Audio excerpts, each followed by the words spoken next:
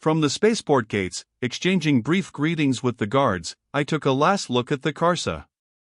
For a minute I toyed with the notion of just disappearing down one of those streets. It's not hard to disappear on Wolf if you know how. And I knew, or had known once. Loyalty to Terra? What had Terra given me except a taste of color and adventure, out there in the dry towns, and then taken it away again? If an Earthman is very lucky and very careful, he lasts about 10 years in intelligence. I had had 2 years more than my share. I still knew enough to leave my Terran identity behind like a worn-out jacket. I could seek out Rockle, settle our blood feud, see Julie again. How could I see Julie again? As her husband's murderer? No other way. Blood feud on Wolf is a terrible and elaborate ritual of the Code Duello. And once I stepped outside the borders of Terran law, sooner or later Rockle and I would meet. And one of us would die.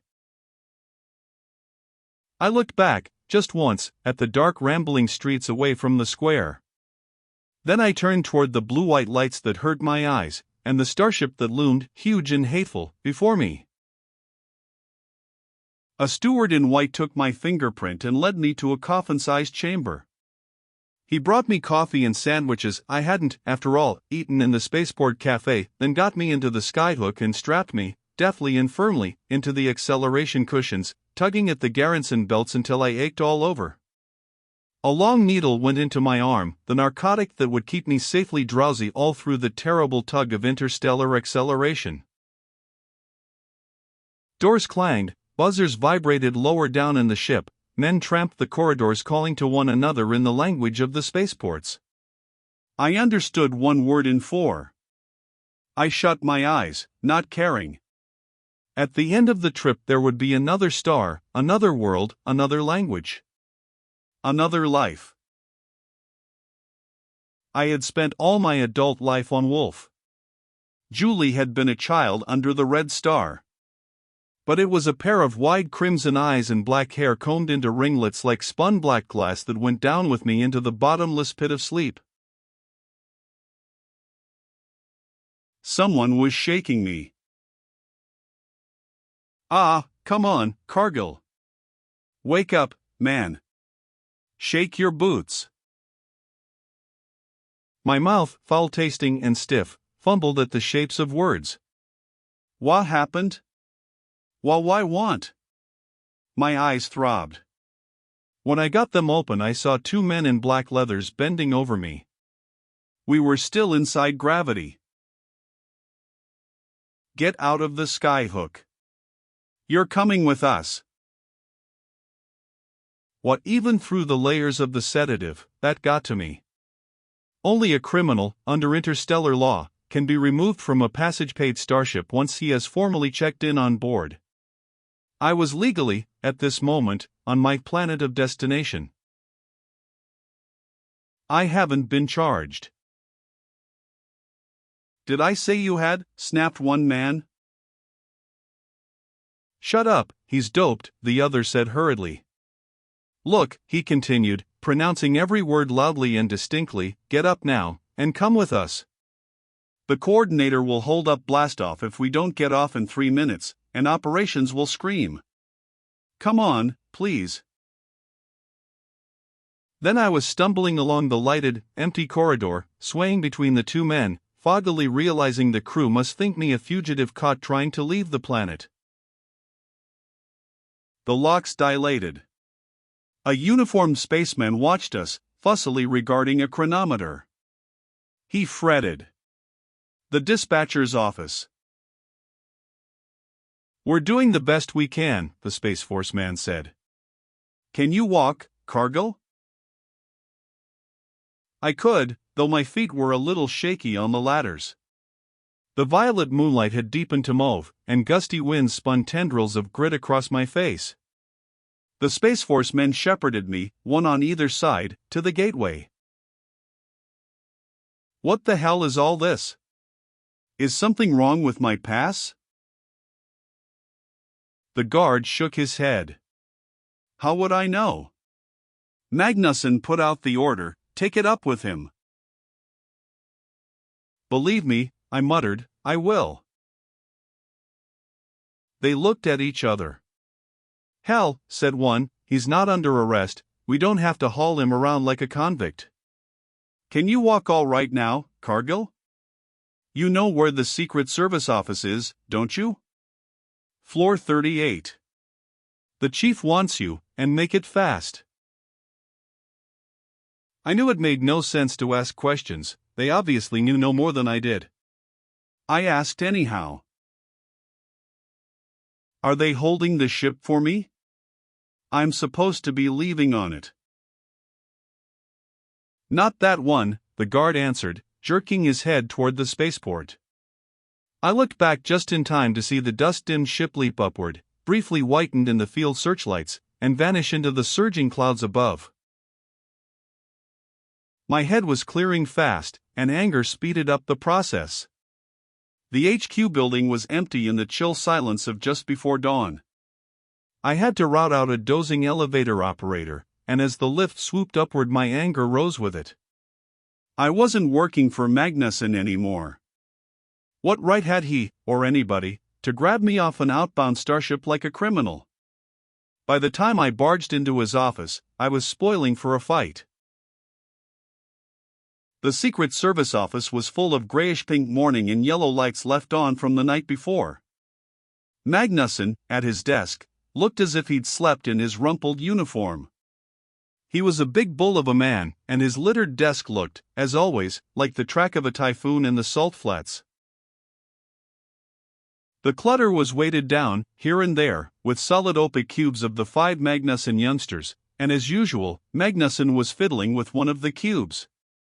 He said, not looking up, "Sorry to pull this at the last minute, Race. There was just time to put out a pull order and get you off the ship, but no time to explain." I glared at him.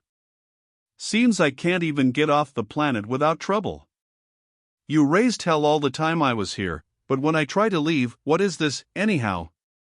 I'm sick of being shoved around." Magnuson made a conciliating gesture. "Wait until you hear," he began, and broke off, looking at someone who was sitting in the chair in front of his desk, somebody whose back was turned to me.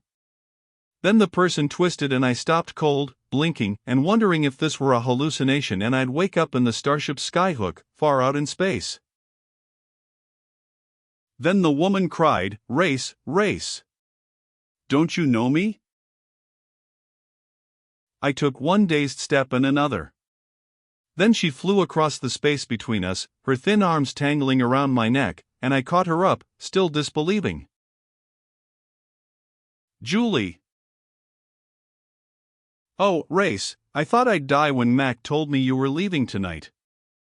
It's been the only thing that's kept me alive, knowing I'd see you." She sobbed and laughed, her face buried in my shoulder. I let her cry for a minute, then held my sister at arm's length. For a moment I had forgotten the 6 years that lay between us. Now I saw them, all of them, printed plain on her face. Julie had been a pretty girl. 6 years had fined her face into beauty, but there was tension in the set of her shoulders, and her gray eyes had looked on horrors. She looked tiny and thin and unbearably frail under the scanty folds of her fur robe, a Drytown woman's robe. Her wrists were manacled, the jewel-tight bracelets fastened together by the links of a long fine chain of silvered gilt that clashed a little, thinly, as her hands fell to her sides. "What's wrong, Julie? Where's Rockel?" She shivered and now I could see that she was in a state of shock. "Gone. He's gone, that's all I know. And oh, Race, he took Rindy with him." From the tone of her voice I had thought she was sobbing. Now I realized that her eyes were dry, she was long past tears. Gently I unclasped her clenched fingers and put her back in the chair. She sat like a doll, her hands falling to her sides with a thin clash of chains. When I picked them up and laid them in her lap she let them lie there motionless. I stood over her and demanded, "Who's Rindy?" She didn't move. "My daughter, Race. Our little girl." Magnuson broke in, his voice harsh. "Well, Cargill, should I have let you leave?" "Don't be a damn fool." "I was afraid you'd tell the poor kid she had to live with her own mistakes," growled Magnuson. "You're capable of it." For the first time, Julie showed a sign of animation. "I was afraid to come to you, Mac. You never wanted me to marry Rockel, either." "Water under the bridge," Magnuson grunted. "And I've got lads of my own, Miss Cargill, Mrs." He stopped in distress, vaguely remembering that in the Drytowns an improper form of address can be a deadly insult. But she guessed his predicament. "You used to call me Julie, Mac. It will do now." "You've changed," he said quietly. "Julie, then. Tell Race what you told me. All of it." She turned to me. "I shouldn't have come for myself." I knew that. Julie was proud, and she had always had the courage to live with her own mistakes. When I first saw her, I knew this wouldn't be anything so simple as the complaint of an abused wife or even an abandoned or deserted mother. I took a chair, watching her and listening. She began. "You made a mistake when you turned Rockel out of the service, Mac. In his way, he was the most loyal man you had on Wolf." Magnuson had evidently not expected her to take this tack. He scowled and looked disconcerted, shifting uneasily in his big chair, but when Julie did not continue, obviously awaiting his answer, he said, "Julie, he left me no choice. I never knew how his mind worked. That final deal he engineered, have you any idea how much that cost the service? And have you taken a good look at your brother's face, Julie girl?" Julie raised her eyes slowly, and I saw her flinch. I knew how she felt. For 3 years I had kept my mirror covered, growing an untidy straggle of beard because it hid the scars and saved me the ordeal of facing myself to shave. Julie whispered, "Rockel's is just as bad. Worse."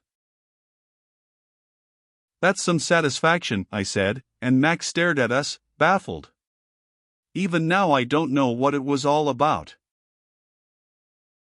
"And you never will," I said for the 100th time. "We've been over this before." Nobody could understand it unless he'd lived in the Drytowns. "Let's not talk about it." "You talk, Julie. What brought you here like this? What about the kid?" "There's no way I can tell you the end without telling you the beginning," she said reasonably. "At first Rockel worked as a trader in Shainsa." I wasn't surprised. The Drytowns were the core of Terran trade on Wolf, and it was through their cooperation that Terra existed here peaceably, on a world only half human, or less. The men of the Drytowns existed strangely poised between two worlds. They had made dealings with the first Terran ships, and thus gave entrance to the wedge of the Terran Empire. And yet they stood proud and apart. They alone had never yielded to the tyrannizing which overtakes all Empire planets sooner or later. There were no trade cities in the Drytowns, and Earthmen who went there unprotected faced 1,000 deaths, each one worse than the last. There were those who said that the men of Shainsa and Dalen and Ardcaran had sold the rest of Wolf to the Terrans, to keep the Terrans from their own door. Even Rockel, who had worked with Terra since boyhood, had finally come to a point of decision and gone his own way. And it was not Terra's way. That was what Julie was saying now. He didn't like what Terra was doing on Wolf. I'm not so sure I like it myself. Magnuson interrupted her again. "Do you know what Wolf was like when we came here? Have you seen the slave colony, the idiot's village? Your own brother went to Shainsa and routed out the lease. And Rockel helped him. Julie reminded him. Even after he left you, he tried to keep out of things. He could have told them a good deal that would hurt you, after 10 years in intelligence, you know. I knew. It was, although I wasn't going to tell Julie this, one reason why, at the end, during that terrible explosion of violence which no normal Terran mind could comprehend, I had done my best to kill him. We had both known that after this, the planet would not hold the two of us.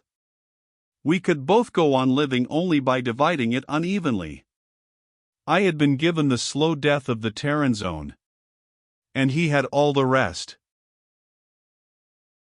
But he never told them anything. I tell you, he was one of the most loyal. Mac grunted, yeah, he's an angel. Go ahead. She didn't, not immediately. Instead, she asked what sounded like an irrelevant question. Is it true what he told me? That the Empire has a standing offer of a reward for a working model of a matter transmitter? That offer's been standing for 300 years, Terran reckoning. 1 million credits cash. Don't tell me he was figuring to invent one? I don't think so. But I think he heard rumors about one. He said with that kind of money he could bargain the Terrans right out of Shainsa. That was where it started. He began coming and going at odd times, but he never said any more about it. He wouldn't talk to me at all. When was all this? About 4 months ago. In other words, just about the time of the riots in Charon. She nodded. Yes. He was away in Charon when the ghost wind blew, and he came back with knife cuts in his thigh. I asked if he had been mixed up in the anti-Terran rioting, but he wouldn't tell me. Race, I don't know anything about politics. I don't really care. But just about that time, the great house in Shainsa changed hands. I'm sure Rockel had something to do with that. And then, Julie twisted her chained hands together in her lap. He tried to mix Rindy up in it. It was crazy, awful. He'd brought her some sort of non-human toy from one of the lowland towns, Charon I think. It was a weird thing, scared me. But he'd sit Rindy down in the sunlight and have her look into it, and Rindy would gabble all sorts of nonsense about little men and birds and a toy maker. The chains about Julie's wrists clashed as she twisted her hands together.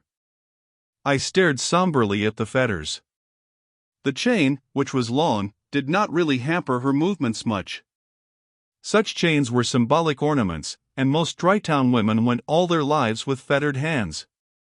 But even after the years I'd spent in the Drytowns, the sight still brought an uneasiness to my throat, a vague discomfort. We had a terrible fight over that, Julie went on. I was afraid of what it was doing to Rindy. I threw it out, and Rindy woke up and screamed. Julie checked herself and caught it vanishing self-control. But you don't want to hear about that. It was then I threatened to leave him and take Rindy. The next day, suddenly the hysteria Julie had been forcing back broke free, and she rocked back and forth in her chair, shaken and strangled with sobs. He took Rindy. Oh, Race, he's crazy, crazy. I think he hates Rindy, Race, he smashed her toys. He took every toy the child had and broke them one by one, smashed them into powder, every toy the child had.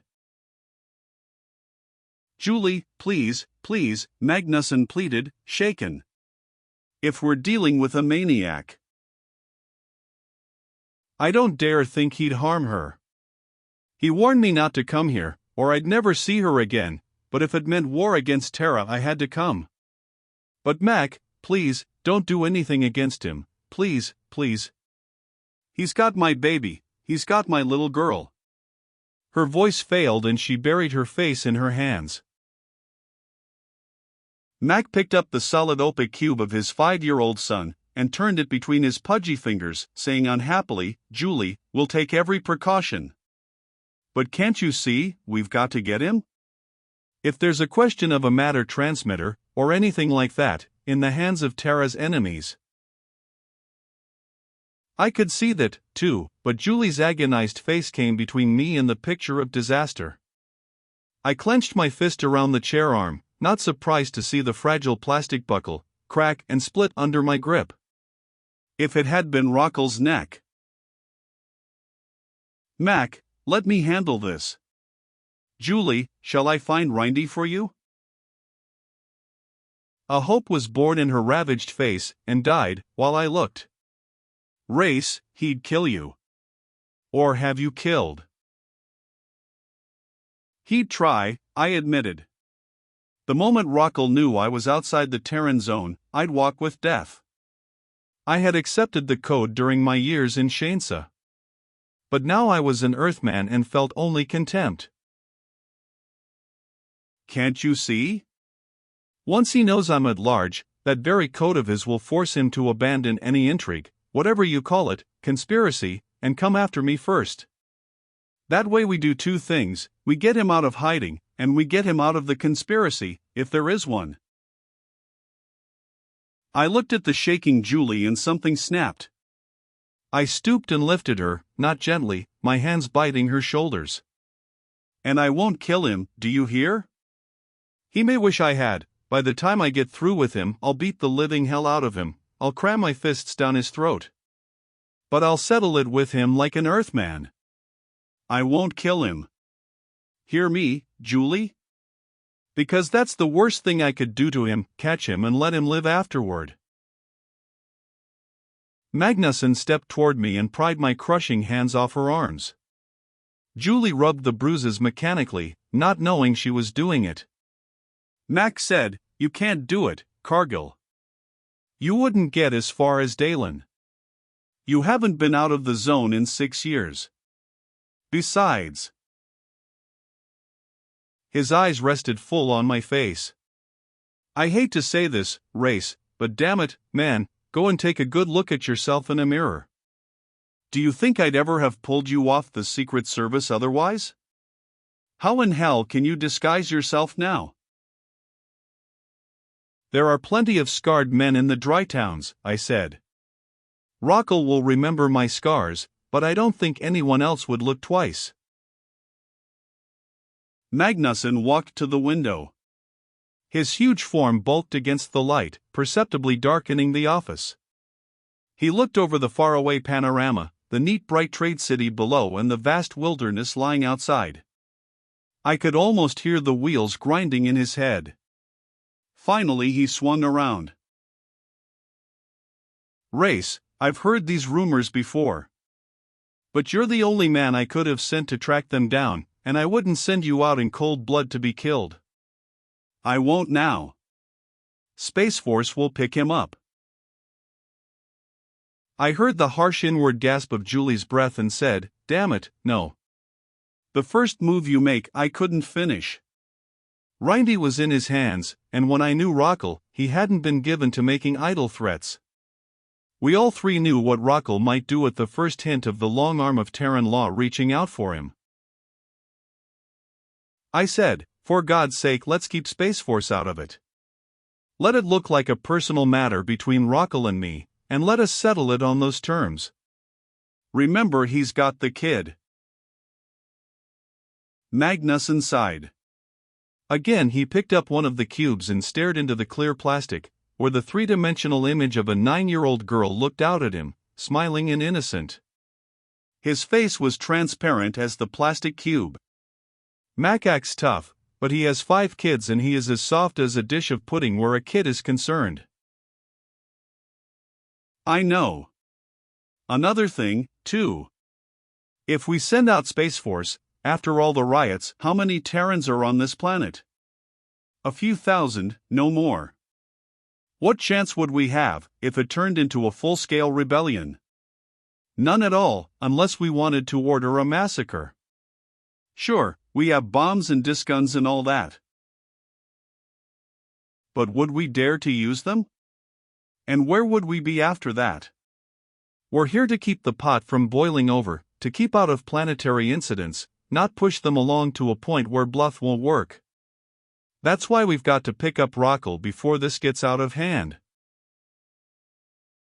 I said, give me a month.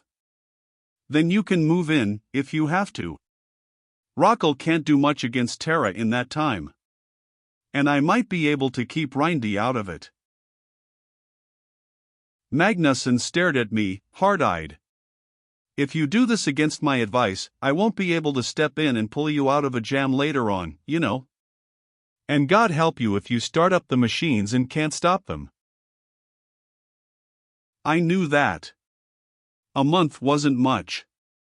Wolf is 40,000 miles of diameter, at least half unexplored, mountain and forest swarming with non-human and semi-human cities where Terrans had never been.